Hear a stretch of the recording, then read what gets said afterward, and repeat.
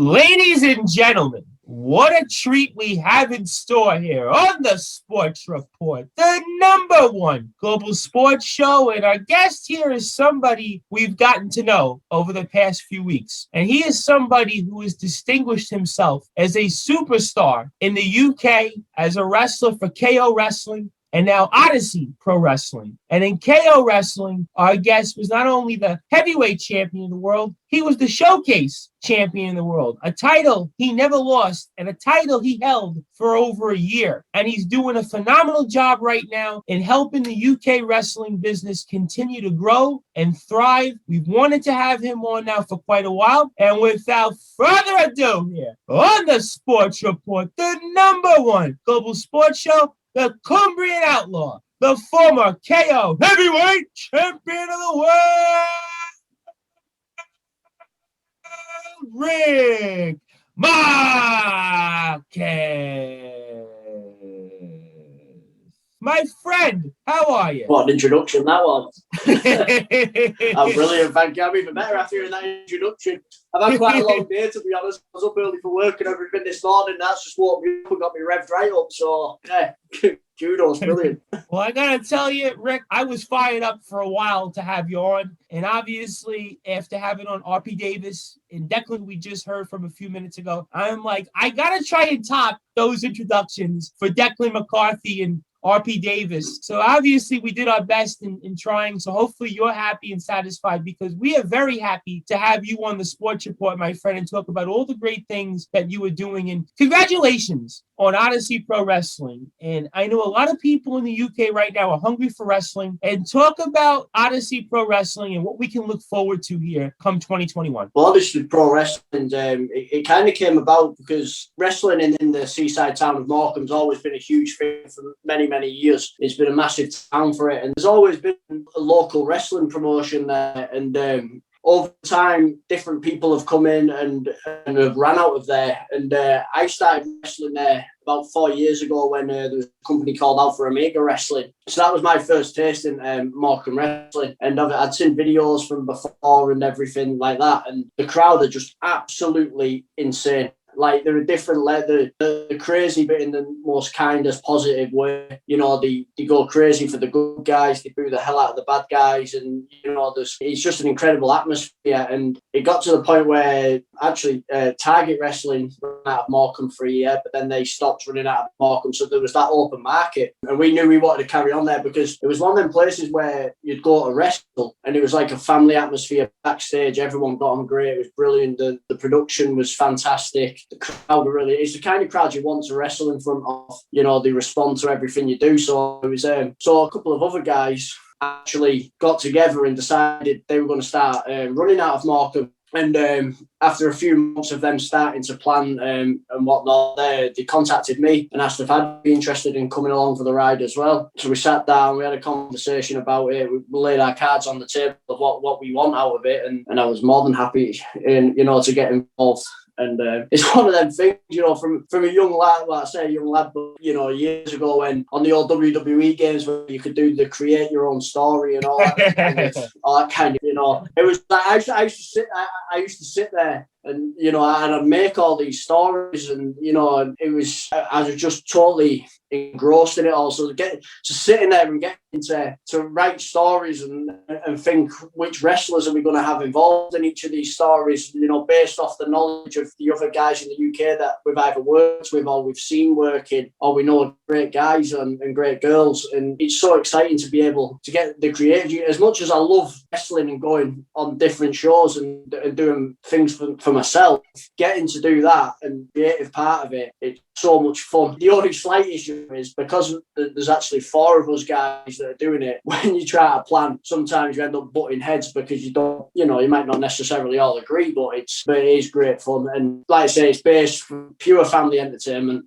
so it's really good. And we were meant to run our first show back in May 2020. Obviously, what's happened with COVID, it's kept shuffling back, and and we've kept plugging away and persevering. But during that time, we've got another couple of guys involved in our graphics and our recording of our show. So we've kind of used this time to make our production even better, rather than just sitting and waiting. we've got everything in place now to know that we can put on a great show. How much has this motivated you to stay ready for whenever the time comes that you guys can have wrestling again? Well, honestly, it's motivated me again in the sense that, to be honest, I think, you say, like, what's to say, distance makes the heart grow fonder. Not being able to do it kind of made me, almost take it for granted slightly. So it's like now it was one of them things when COVID happened last year, I was just like finally starting to get into my groove. I felt like, and I was getting more because, I've wrestled for like my local promotion, and Morecambe's about an hour away from where I live, and some other promotions I did some time on some of the holiday camps and them kind of shows. But I was starting to get a few more bookings in places like the likes of Manchester and Liverpool, which is a couple of hours away. So I kind of felt like I was starting to get a little bit of traction. And then obviously COVID hit. And like everyone else, it was just an incredibly frustrating time. But since we started planning the show, and you're thinking, right, our first show of this year was going to be April, but we've had to put that back again because we need to see how this vaccine rollout and everything goes and when can it be. So we do have dates penciled in that we haven't released yet because we don't want to be in a position where we say we're going to do this date and we have to put it back to the next one. But we do have our potential dates penciled in. And all I see it as now is every time a show goes back in my head, I've switched my thought process. That just gives me more time to be ready. So it's kind of, I've had to change my perspective on things from feeling probably sorry for myself at the start of COVID because I felt like I was getting some traction to like now I'm in a position where when I come back, I either want the scenario where people that already know me and have seen me around the wrestling scene in the places I've been, which isn't a great amount of places, to be honest. The people that don't know me, I want them to go, Jesus, who's this guy? And the people that do already know me, I want them to be like, what's Ricky been doing? He looks, he looks ready. He looks like he's used his time constructively. I'm so motivated at the moment, like, and hyped up and ready to go. Like, I can't even begin to tell you, I'm probably the fittest I've ever been in my life. And you're fit to begin with, and we could see why that you're motivated and excited. And we got to bring it up here because you were just on a Zoom with Lance Storm. And growing up for me, Lance Storm was the guy you measured every technical wrestler to. And here was a guy who was a champion in ECW, a champion in WCW, a champion in the WWE. He was a trainer. I mean, the man has done it all. He comes out of the dungeon from the Hart family. So clearly his wrestling skills are as good as anybody's, and his mind in the wrestling business is as good as anybody's. So what did you take away from that Zoom seminar that you just had with Lance Storm? If I had to break it down, everything that I took away, I would honestly be here all night. It was incredible. So the way it was set up, there was so much. It's one of the things, when you think you know something about a certain subject. So, like, everyone on the call knows a bit about, a good bit about wrestling. There's a lot. So it was organised by a gentleman called Chris Brooker, who helps run a promotion called Future Shock Wrestling that run out of Manchester. And that was somewhere where actually during COVID times when we were allowed to go to the gym, that was somewhere that I'd started training. So it was organised through them. So there were 20 of us on the call. And a lot of the guys are absolutely incredible wrestlers. Some of them, they're going to be in WWE, some of these guys, they're tremendous. And what it was Lance Storm at the moment, he's offering a package where you can send him one of your matches and he breaks it all down, writes comprehensive notes, like pages and pages of notes from the start of the match to the end of the match. And then you have a 1 hour Zoom call with him where he breaks it all down and goes through the match with you, pauses it, tells you what you could do to improve here. Like, does this make sense story-wise? Just picking out little bits of where you can improve. And you think you kind of think you have an idea of what this is, and then your mind's blown. It's like, wow, there's so much to it. And when he was breaking down the match, like the guys that were in the match, it was a tag team match he was doing between the Young Guns and Synergy, two tag teams with big traction in the UK, like incredible, like all four of them were incredible. And he was pulling apart the match. And it was like, if we were to just watch the match, we think, oh, that's absolutely brilliant. But then the way he was pulling it apart, and he was saying, but this could be made better if this was in here. And because of the guy's size, if we did this and then he did this, the reaction would be this. And it was like, it's almost like you don't realise how, like, I don't think a lot of people realise how much goes into this, like to try and make things, make sense. But then you got to be athletic, and then you're telling a story, and there's so much that goes into it. It was incredible. And last night it was a real eye-opener, but it was so, everybody came off it. Like,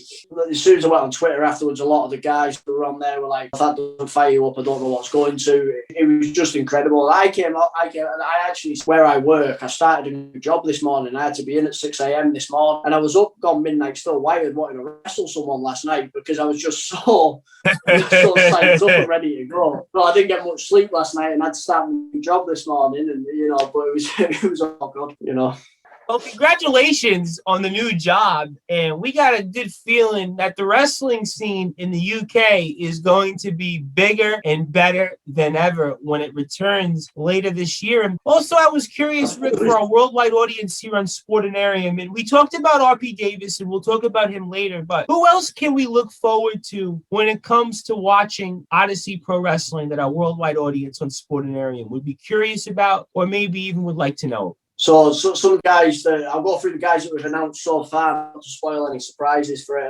the guys that may listen when we share this interview. But the first person we announced was a lady called Alexis Falcon, who's she's in her early 20s, and she's incredible. And over the last 5 years, she's gone from being quite a timid, shy wrestler to she's getting picked up by all the wrestling promotions now, and there's only going to be massive things for her. And when she first started, I believe that Alpha Omega Wrestling, which was the promotion running out of Morecambe at the time that I alluded to before, she came in there, and that was one of her first outside bookings outside of her own training school. So I believe. And I remember being backstage and talking to her, and she was so nervous. And she was going out and she was cutting a promo, and she went out and the fans took to her. And in the time period of about 2 years, she probably wrestled with Alpha Omega Wrestling. She ended up winning the women's championship twice and kind of just grew into herself, where she's already, there's a lot of female fans that go to Odyssey, well, they will go to Odyssey Wrestling, but follow the Morecambe Wrestling. They'll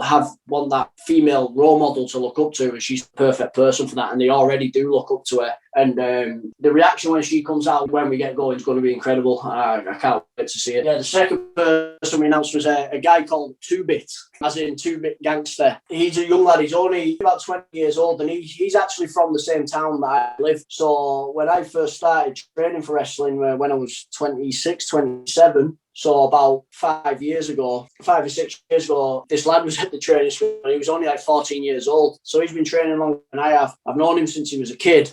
And this is a guy to watch out for because he's absolutely incredible wrestler. He's got his character down to a T. He just knows what he's doing, and he's so passionate about it. And he's going to be breaking out big time in British wrestling this year. Behind the scenes, I know him on a personal level, and he's a great guy, and I can't wait to see what he's going to do. And then we announced RP Davis, which we're going to touch on a bit, aren't we, I think, more about Ryan, so I'll go past him for now. And then last week, we announced a tag team called Synergy. Now, these guys are best friends, and they used to play American football together in the UK. Obviously, American football is not massive in the UK, but there are some teams, and these guys, I believe they met as American football players, and they've come over to professional wrestling, and they're absolute animals. Massive guys, but they're crazy athletic as well. I've had the pleasure of training in the gym with Troy Ryan from Synergy. The weights that guy, he's the nicest guy on the planet, but the weights that guy lifts is absolutely crazy. He's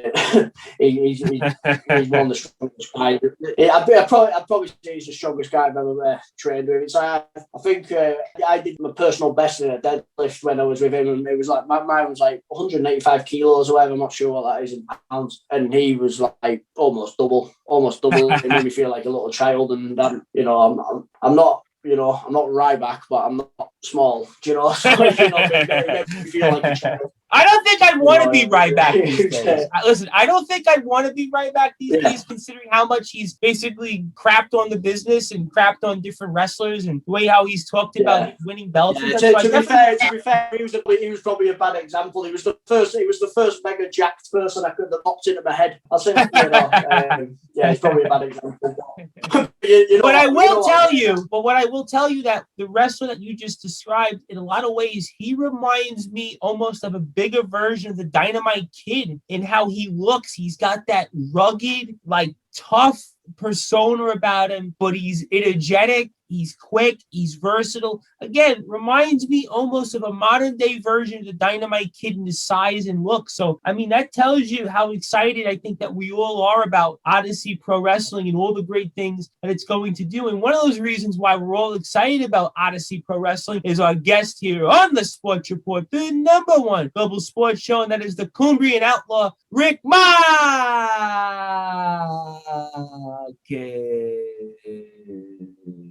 The former KO heavyweight champion of the world and showcase champion, also Road for Gold 5 winner, as I am the host of the Sports Report, the Reverend Tom Brice. And for more information on the Sports Report, you can go to sportsreportx.com and listen to all of our archives. You can go to soundcloud.com/the Sports Report 2019. You can also go to the YouTube Sports Report page, which is at the Sports Report, the number one global sports show. And as always, a huge shout out to the entire team here at Sportanarium, including Lakey, Arv, Danny, Dale, Sean, Steve, Susie, Sasha, everybody at Sportanarium that has made us the number one global sports show. And for more information on Sportanarium, you can follow Sportanarium on Twitter and Instagram at Sportanarium. You can like Sportanarium on Facebook at Sportanarium Media, and you can subscribe to the Sportanarium YouTube page, which has now over 47,600 subscribers. And you can also catch Sports Report content on there, like our interview with RP Davis, also a star from Odyssey Pro Wrestling, our very good friend and former boxing champion. So everybody needs to go follow Sportanarium on Twitter, Instagram, subscribe on YouTube, like on Facebook, and you can also catch the Sports Report on Sportanarium Fridays, 5 to 7 Eastern Time, 10 to 12 UK time, Saturdays, 5 to 7, 10 to 12 UK time, and Sundays, the news report comes back 5 to 7 Eastern Time, 10 to 12 UK time, and you can do that at Sportanarium.com. That's Sportanarium.com, and we are here on the Sports Report, the number one global sports show, with one of our favorite wrestlers, and that is former world champion Rick Markus, who is doing a phenomenal job now with Odyssey Pro Wrestling, and we're extremely excited about the future of Odyssey Pro Wrestling. And a rising tide lifts all boats. Rick Markus and Odyssey Pro Wrestling are going to be those rising tides that are going to lift us. And Rick, we've been talking a lot about Odyssey Pro Wrestling, but I was curious for our worldwide audience here on Sportanarium, and what got you into wrestling? My first memory of wrestling, I was really young, and we had a VHS tape of I remember where it those. come from. Maybe we got it from, like, it might be from Blockbuster Video, or maybe a Global Video or something like that, you know, something that the young ones won't know anything about now. And it was a Hulk Hogan video, like, had Hulk Hogan's greatest matches on it or something along those lines. I must have been really young, because I remember him with Roddy Piper and King Kong Bundy and a few others. To be honest, I thought all I can remember from that was a man getting beat up, and then at the end he'd Hulk up, and I'd get dead excited, he'd do the boot, do the leg drop. It was the same every single time, and it was absolutely brilliant, you know. So that was what hooked me when I was young, and when I was really young. But then as I got slightly older, like, I lived in pubs when I was a young lad, from probably about 5 years old to 15, 16. My parents run pubs, so on a Friday night, the Monday night wars, so to speak, between WCW and WWF at the time, was actually aired on a Friday night in the UK. So at 9 o'clock on TNT, I'd watch the first hour of WCW. And then, I used to watch the full episode of WCW, but then Raw started at 10 o'clock, and I started getting into Raw during the Attitude Era. And it became a thing where first hour of WCW, and then I'd watch the full episode of Raw. And then in the end, I just got obsessed with, at first, WCW, because I had all my favourites in, like Hulk Hogan. And then as I got to know the likes of The Rock and Stone Cold Steve Austin, who's my all-time favourite, I was just totally hooked. I thought this is the coolest thing, ever. And it's that's what really, really hooked me during that time. Like, I was obsessed with Stone Cold Steve Austin. And the thing was, because I lived in a pub, whatever I was watching upstairs on the telly, because you didn't have multi-room in them days, that's what was on the screen downstairs in the pub. So all the fellas that had come in for a drink on a Friday night would all be sat downstairs watching wrestling. I'd be upstairs watching it, and then sometimes Dad would come up and say, "Oh, the lads want the darts on downstairs," and I'd literally cry, because I'd be devastated that he wasn't wrestling. So that was my introduction to it. But then in the small town that I live, there's a local theatre, if you will. And this is long before KOW started, because all the guys who run KOW were all kids as well. The only wrestling we got was like once a year. One of the companies would come to that local theatre and do... But it was the one where they'd have like the fake Undertaker and somebody dressed as a Power Ranger and all that kind of stuff.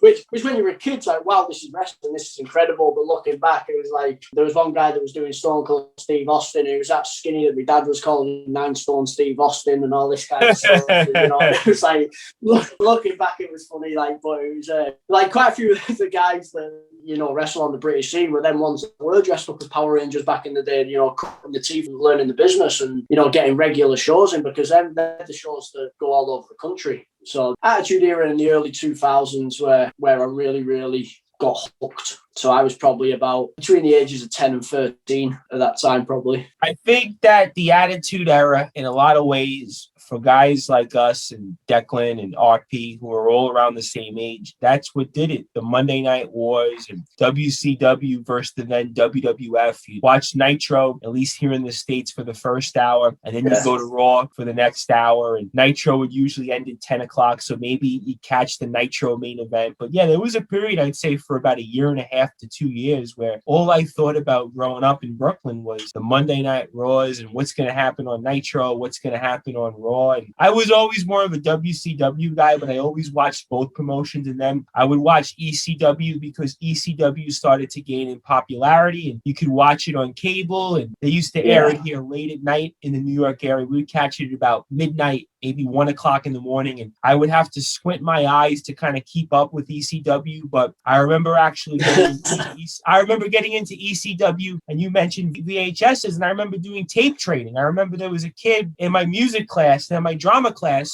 He would basically burn all the ECW's matches on a VHS and you would sell them, or if you would record something, you would tape trade. So I got interested into ECW, really. That became my promotion more so than maybe even the WCW, going into when WCW went out of business. And then I kind of was always into wrestling, but I really think now in the last year or two, the wrestling business to me is the best it's ever been since the Attitude Era, because you have so many promotions out there. You have Impact, you have MLW, you have AEW, you have NXT, which we know is NXT UK out there. And we have the WWE, obviously. And New Japan now is coming to the States and elsewhere. And then that leads me now to when you become a wrestler. And what led you to become a wrestler? Because obviously we know that you didn't start right away in the business. So you weren't an RP Davis that was a boxing champion and that, boxing was his path and he was determined to make it as a boxing champion. But you, in a way, kind of similar to Declan, didn't start your career in the business right away. So what led you ultimately to make that decision and become a pro wrestler? What it was when I was around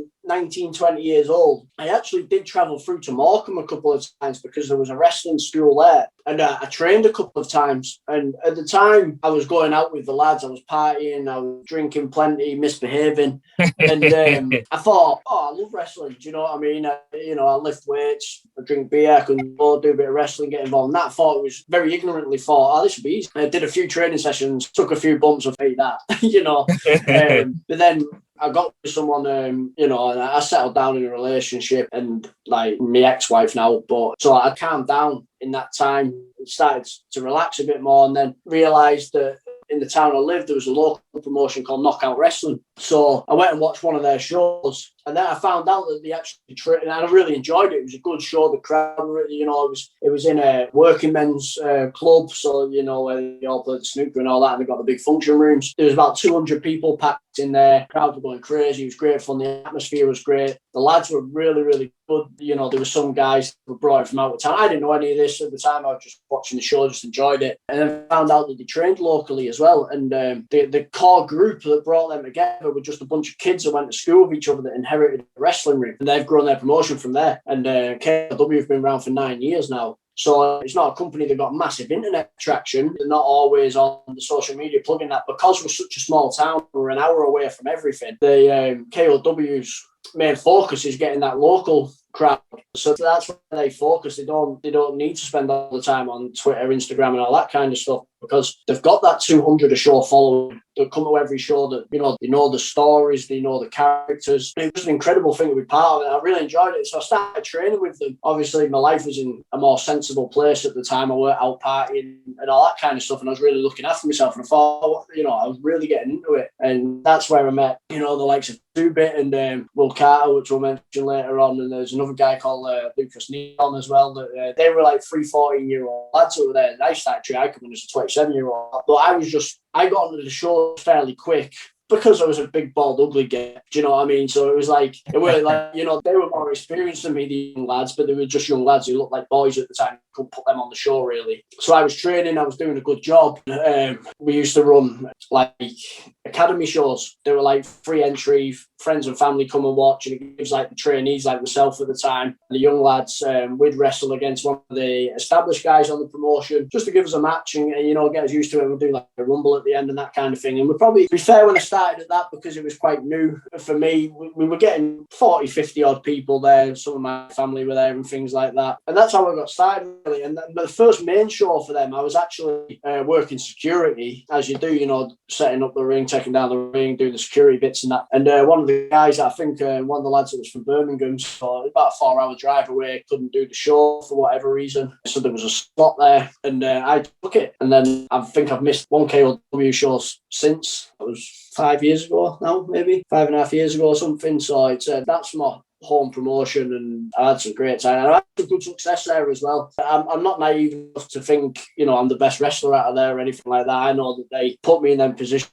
because I'm reliable and I work hard. I'm the first to arrive, last to leave, and get on with everyone. So that's part of it, and I put me all into it. So I've been successful there, and it's really appreciated what they've done for me, because I didn't even know where you meant to start to become a wrestler. So that was part of it. So, and I just fell in love with it. I just fell in love with the performing, and yeah, that was how I got going, really. You had a lot of success in knockout wrestling, and I was curious on what it meant to you to be the KO heavyweight champion. It meant a hell of a lot because it happened a lot sooner. It was always one of my goals. I always thought it'd be cool to walk around with a belt over my shoulder, and it was just like Stone Cold did when I was a kid, and things like that. It's like, obviously theirs is on such a grander scale, but to me that was like WrestleMania. I mean, do you know what I mean? Walking out in front of that 200 people and like them going crazy, but I was a heel, so they booed the shit out of me. I thought it was great. I live for this. It's brilliant. But just to go back to what I said before,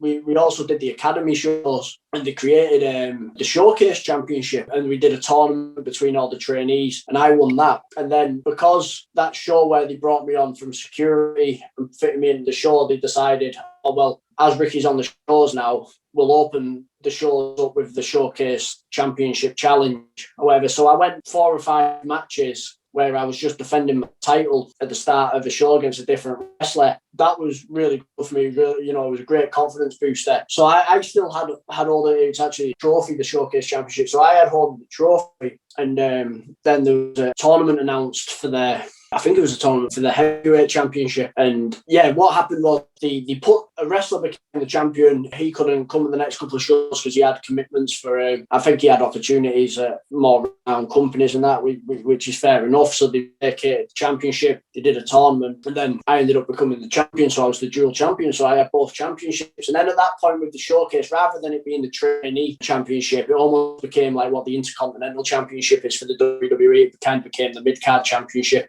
So at the time, I had both of them, which was incredible for someone that, I'd only been doing it for about 2 years, and I knew it was a local promotion and that, but the fact that they put their trust in me to be the antagonist, to have all the belts, to eventually be taken down by whoever the biggest babyface was, meant a lot to me, that they put that trust in me that I could carry, that period of time for the company, and it was brilliant. I loved it. I loved the sense of responsibility behind it as well, and I certainly did the best I could. And obviously at that time, obviously we're all still learning now, and like I said last night on that Zoom call, I realised how little I actually know, in reality. So you're always learning, but at that point to have that responsibility was just a real good learning curve for me. So I vacated the Showcase Championship so that could go off, which it's always really good actually, because that was about, I'm losing track of time because of COVID and whatnot, but that was about 3 years ago that I gave that up. So Rick Markus, the character, never lost that. At some point, I'm going to want that back. So it kind of all works. It works together, and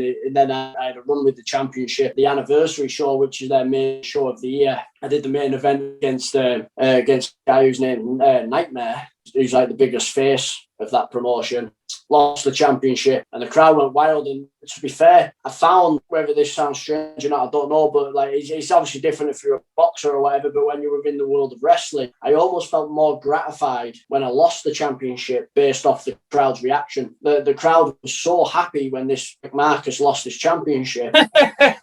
I was laying there on the mat, like rolled off onto the apron, my eyes closed, thinking, this is a good feeling, knowing how happy the crowd were.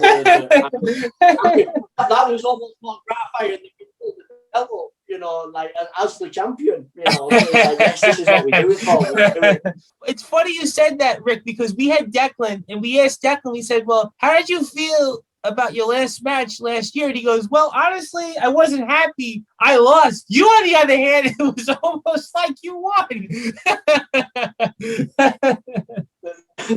The crowd were the real winners. It's one of them things where it's like, I hate losing. Within my character, within my point out wrestling, I was getting to that point. When I first started wrestling, I was almost playing wrestling. I was trying to be a wrestler and that. And I can't, like I said, towards the end of COVID, COVID happened. I was kind of finding myself. It's like, you never want to lose, but when you understand what this is, you realise that's part of it. So, you know, the Cumbrian Outlaw, I never want to lose. No, you know what I mean? I never really, but if I'm going to lose, I'm going to lose big. Do you know what I mean?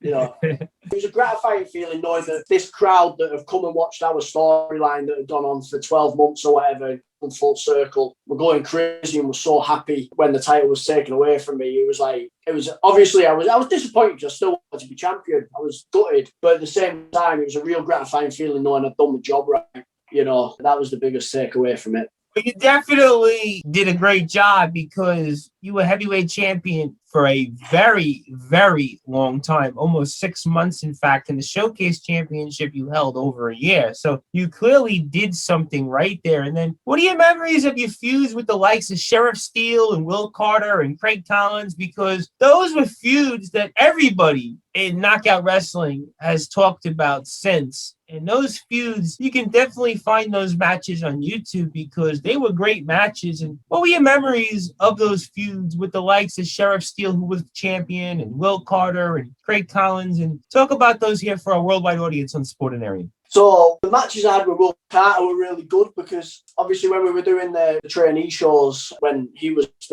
probably about, the first time we wrestled on the trainee show, he was about 15 and I would have been 28 maybe. And we had a great match. Watching it back now, it was like, you know, but in our heads at the time, it was a great match. And me and Will always have really, really good matches together. He's really athletic. He's a great guy. And he's one of them people, he's quite an introverted person in himself. So he's somebody who's just needs that bigger platform to get out there. But with Will, it's not a massively bitter rivalry, but we always have great matches and we always have. And he's someone that I love working, and I know in the future there's going to be big things between me and Will. We have wrestled a fair few times. Craig Collins, he's actually the KOW champion at the moment. I'm trying to think back to actually who it was. It's been that long since we've done a show. But yeah, he's the champion at the moment, and he's an absolutely incredible athlete. And he's another guy that should be wrestling everywhere, but he's not one of them who puts himself out massively on the internet and things like that. He's a very quiet, shy guy, but then when he becomes the War Machine, Craig Collins, an animal. But the crowd love him because he's a total badass. So in the early, it was so easy for me to wrestle against, but he's been a champion in Morecambe as well, Craig, so he's really well known there. In the early days, he was really easy for me to wrestle because he was big, strong, athletic, and he could carry me through the match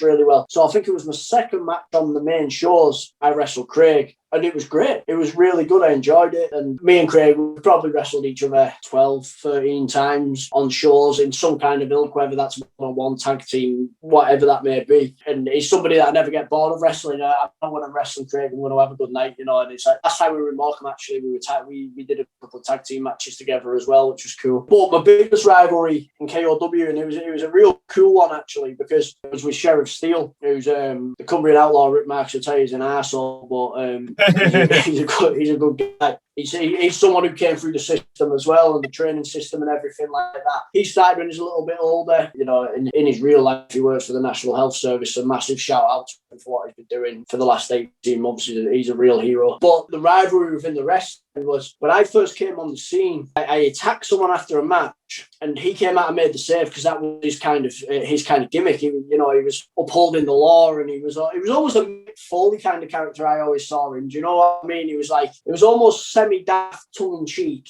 But then when the time was right, he was ready to go. So he came out to help this lad, and then I attacked him from behind, and we went into a little rivalry that way. And we came to the anniversary show, I think it was like the 5th anniversary show, maybe, or the 5th anniversary show, I think it was. The match, which was a Sheriff Rules match, which is kind of his gimmick match. It's essentially a hardcore match. We did that, and he beat me. He got his comeuppance. He threw me off the top rope. We had a couple of tables stacked up in the ring, and I went crashing through them. And that, it was great. The reaction was brilliant because I'd been terrorising him for about 12 months, beating him down. It was great. That was another one where it was a great reaction. And then from there, because I was still the showcase champion at that point. After that, he went off and did his thing as part of a tag team with a guy called Ryan Grayson. So he went off and they were called Royal Justice because he's the sheriff, and Ryan Grayson's a Scottish guy, kind of like Laird of Scotland. So it was good fun. They were a good laugh, and it was really entertaining. Went off, and kind of that's when I got to the top of KOW, and I was the champion, and he was off doing his tag team. So we kind of separated and went our own ways. And then eventually I lost the title. He won the road. I won the road to gold, and he won the vertical ladder match, which is essentially Money in the Bank. So he could cash in at any time. He said he's going to cash in at the anniversary show. I'd won the road to gold, which means you get a title shot at the anniversary show. And then Nightmare was the champion. So the main event of the anniversary show was us three. So it was me, Sheriff Steele, and Nightmare for the championship. So it kind of already come full circle there. And he pinned me and won the championship. So he'd gone from the bottom into this tag team and became the champion. And it was like a great moment, it was actually, and he pinned me for it. And eventually down the line, I attacked him, and they lost the tag team championships. And then he went missing. He went missing for a couple of shows. During that time, I tormented his tag team partners. And look, he's walked out on you. He's a piece of crap. He doesn't care about you, whatnot. And I was attacking his partner a lot. Sheriff Steele came back, beat at me with a chair. This was a couple of shows later. And then it came full circle. And it was at the last anniversary show. So this was the last KOW show last year. It was Rick Markus against Sheriff Steele. Loser leaves Barrow. So there was no titles on the line because I cost him his title when he went AWOL for a couple of shows. And it came to another Sheriff Rules match, and the loser had to leave the company, and that was the last time in a KOW match. And it was another hardcore match. I was actually really poorly on the day. I nearly had to pull out the show because I had food poisoning. I had some bad chicken and gave myself food poisoning. So we put the show on, and right at the end of the match, he has me beaten, and his partner Ryan Grayson comes out, who I've been tormenting, takes the chair off Sheriff Steele and says, "Let me get him," and turns around and smashes Sheriff Steele over the head with it and turns on his partner. And I met the pinfall, so he has to leave the company. His partner's turned on him, and that was the story we were going into. And unfortunately, this COVID gets in the way. But it was so great because we've gone off and done our different things, but it's all threaded back to this. It was an incredible match. The reaction when his partner turned on him, and it was just great. I don't think that match is on YouTube. Actually, what I'll do is I'll see if I can get that, and I'll try and get that uploaded, because that reaction at the end. And this tag team that was so beloved by the KOW fans that I'd been tormenting, when he came out, he was like he was going to help his friend and turn and smash him over the head. The reaction was priceless. It was brilliant. The crowd were devastated. And so, yeah, Sheriff Steele's been the biggest rivalry. And, yeah, he's gone through a bit of a personal change himself lately, actually. He'll self-admit he let himself go a bit and put a lot of weight on his loss. I think he's lost about 80 pounds up to now. He looks like a different... He's not Sheriff Steele anymore. I think he looks like he's a man of steel right now. Yeah, exactly. I'm going to have to say, yeah, I'll make sure he listens to this, because that might be his gimmick. He might be pulling his shirt up and the Superman sign underneath, there was a movie that Shaquille O'Neal was in once called Steel, where he was a superhero. So maybe that's what Sheriff Steele is now. He's the man of steel, like Shaquille O'Neal was. So obviously, a huge shout out to Sheriff Steele and everybody else in KO Wrestling that you've wrestled. And we have a few more minutes with the legendary Cumbrian Outlaw Rick Markus, who has done a lot with KO Wrestling. He has done a lot for the wrestling business, and he he is on his way to bigger and better things with Odyssey Pro Wrestling. As I am the host of the Sports Report, the Reverend Tom Brice, and we are honored to be talking with Rick Markus on all the great things that he is doing and all the great things that he is going to do. And Rick, we got to mention him because we know that he will definitely be listening, and he's somebody that we've now had on twice, and we've gotten to know him very well over the last month. And we're talking about none other than one of the biggest sightings for Odyssey Pro Wrestling, former boxing champion, and that's RPD, RPD, RPD, RP Davis. And talk about for a worldwide audience what it's been like knowing RP Davis. Share any stories you have of him, and also what can our fans for Odyssey Pro Wrestling expect when they see RP Davis, who we know is always ready to fight. The thing with that RP Davis is,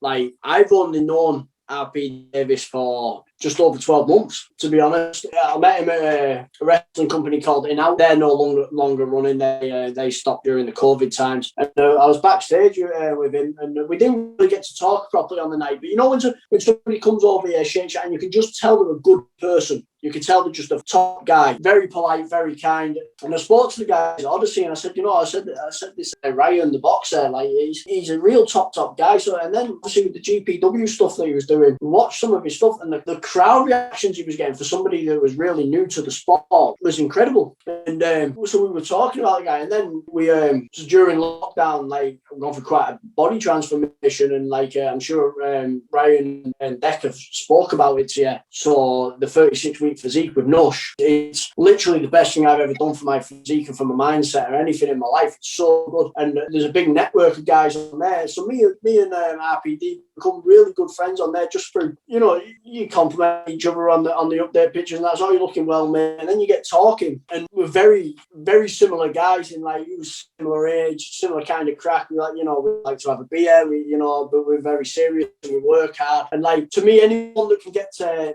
be a professional boxer with that kind of record just shows the kind of drive you need, discipline, work ethic, and his love for wrestling. So when we start talking about it, like, we booked him on the Odyssey shows, and we've gone to some workshops, like when we were doing the 36-week physique, we got talking. He was like, okay, this guy's brilliant. He's exactly what we want for the company, because like you've seen, like when he's switched on with something, he puts his everything into it, and like the traction that he's got us, and obviously, like even this interview now is through him talking to you and being friends with me and knowing this is going on in Odyssey, and it's like the amount of effort this guy puts into it. But it's kind of almost like, for someone that I've known 12 months, our relationship's now transcended beyond wrestling, and I see him as a good friend, and I'm almost looking forward to this COVID era being done, not just so I can wrestle with him, but so I can go and work out with him, and I can go for a beer with him and out, because he's a top. I can't say enough good things about the guy. He goes out of his way, and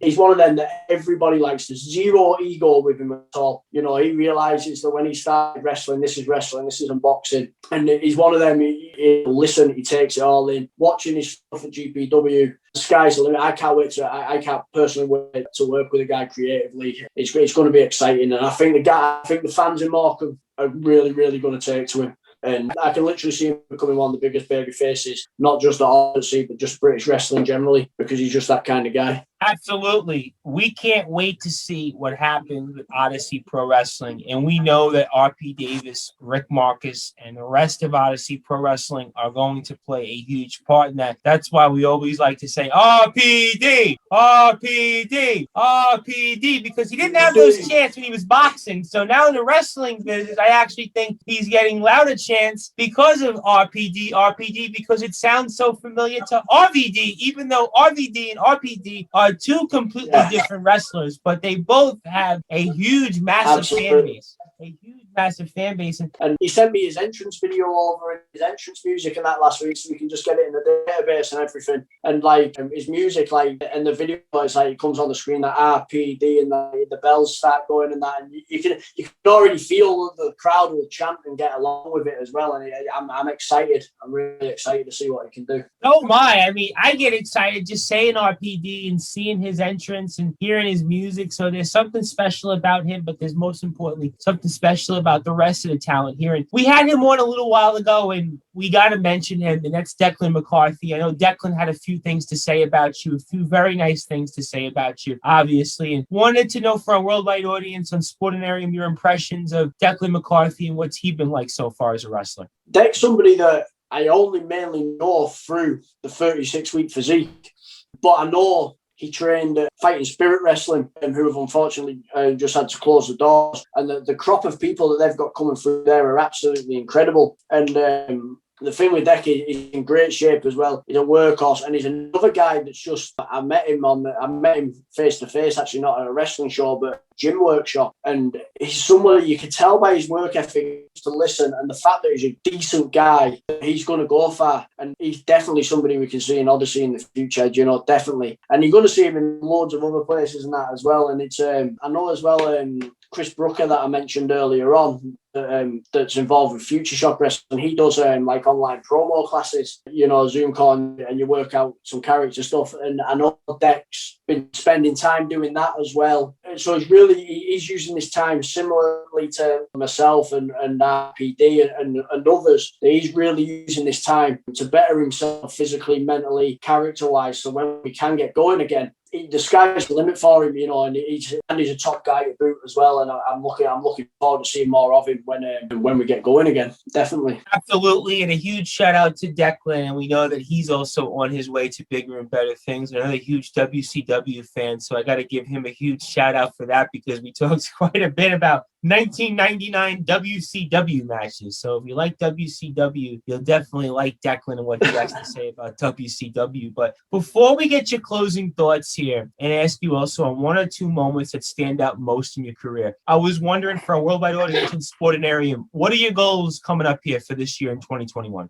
Goals this year to hit basically. I haven't pinpointed anything, but it's to hit the ground running. And by the end of the year, I want Odyssey to be a success, and we're putting great shows on. I want to be wrestling, obviously, KOW, and I want to start getting into other promotions as well. So obviously, I've got my goals for what I want for Odyssey Wrestling. Then I've got my personal goals as well within wrestling. I just want to start getting myself out there more, and because like I say, we're starting to build that traction. So hopefully by the end of the year, if we can wrestle by the summer, which I'm really hopeful for, hopefully by the end of the year, I'm in the eyes of some other promotions as well. I just want to start making waves with it, really. And I've got other things on in the background that should enable the ability to get out and wrestle more, other bits of training that I'm doing in my personal life and things. So it's all really positive, and I'm just, whatever the future brings, I'm excited, and I know I'm in the best mind frame to take on what I can. That's where I'm at the moment. A rising tide lifts all boats, and we definitely know that Rick Markus is going to be that rising tide that is going to lift us. And let your hearts not be troubled. We will definitely have wrestling this summer and later this year, and Odyssey Pro Wrestling and KO Wrestling will be a big part of that. And before we get your closing thoughts, and I know you have many moments, you've been a world champion, you've been a showcase champion, you have done a lot, you've won Road for the Gold 5. There is a lot of accomplishments that you have in this business in such a short amount of time. But for our worldwide audience, my friend, I wanted to know if you had one or two moments that stand out most in your wrestling career so far. So the main moments that really stand out are obviously winning the titles with KOW. And like I mentioned before, actually losing the title was one of my big proud moments. But the proudest moment I've had wrestling by an absolute country mile so far, there's a young boy who comes to all the knockout wrestling shows, and he records all the shows on his tablets. He never misses a thing. He knows more about what I've done in wrestling than I know. He's he's a real special, incredible kid. And on his birthday party, KOW put on a show for him, specifically for him and his friends and his family and everything. And I always wrestle as a bad guy, but I'm one of his favourites. And so he got to choose what the card was, and he actually put me and Sheriff Steele on the same team. And what we did was, Louis is called, and it was his 9th birthday. We actually got him to be our tag team partner, so it was a 6-man match. And Louis was our tag team partner. So it was me, Sheriff Steele, and Louis against the bad guys. And obviously we didn't have Louis in there bumping around and everything, but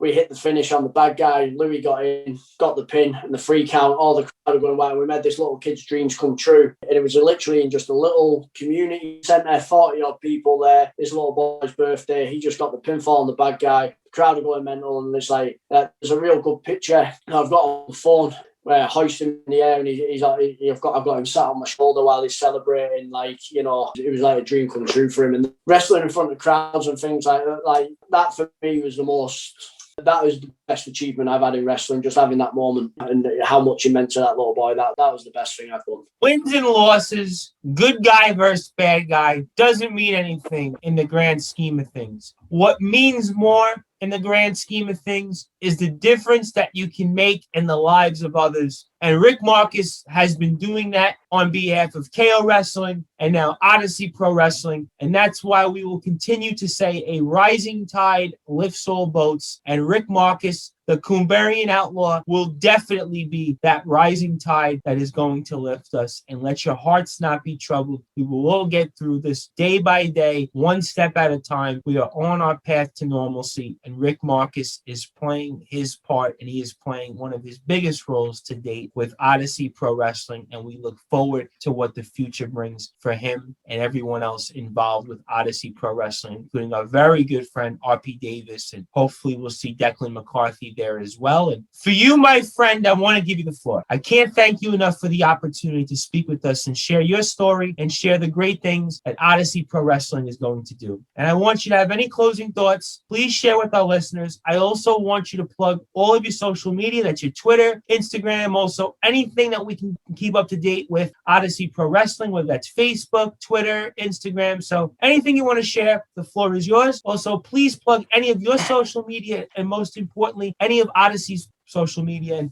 I can't thank you enough, my friend, and the floor is yours. I really appreciate it, Tom. It's been brilliant. I've really enjoyed it, mate. I appreciate the platform so much and everything you're doing for Odyssey. It really does mean a lot. But as far as Odyssey goes on social media, you can find us on Facebook, Odyssey Pro Wrestling, and we're Odyssey Pro Wrestling on Twitter and also Instagram as well. So we should be easy to find. And then for the personal ones, on Instagram and Twitter, it's Rick Markus 1.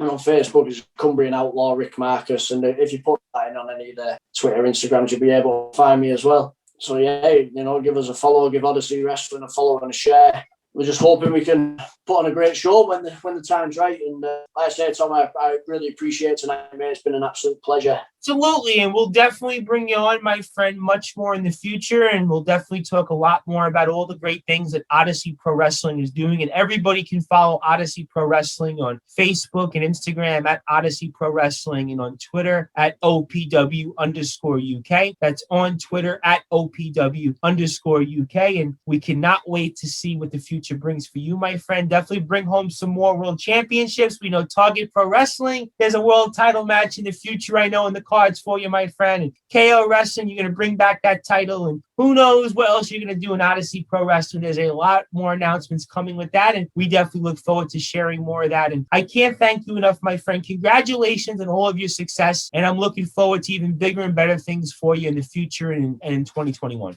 Thank you so much. I appreciate it, man. You stay safe. As we're here on the Sports Report, the #1 global sports show with the former KO heavyweight champion of the world,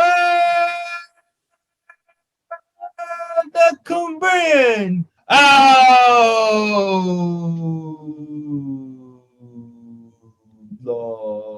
Rick Markus.